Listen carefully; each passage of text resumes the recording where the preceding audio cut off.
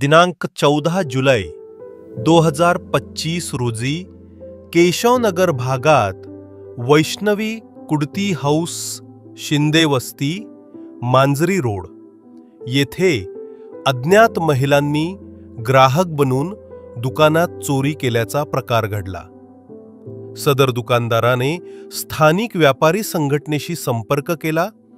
अखिल केशवनगर व्यापारी असोसिएशनचे अध्यक्ष धाडशी बापू गायकवाड यांच्या मार्गदर्शनाखाली केशवनगर पोलीस चौकी येथे रीतसर ताकार करण्यात आली।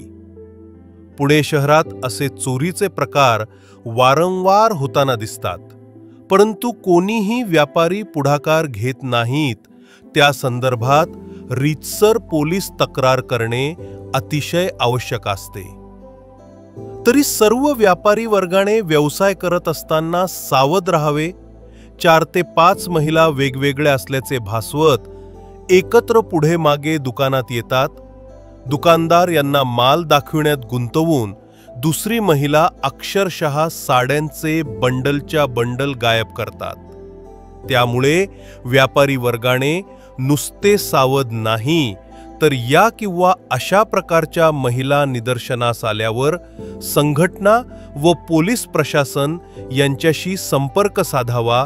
या संदर्भात कायदेशीर संघटनेच्या सहकार्यातून व पोलीस प्रशासनाच्या माध्यमातून कायदेशीर कारवाई करण्यात येईल।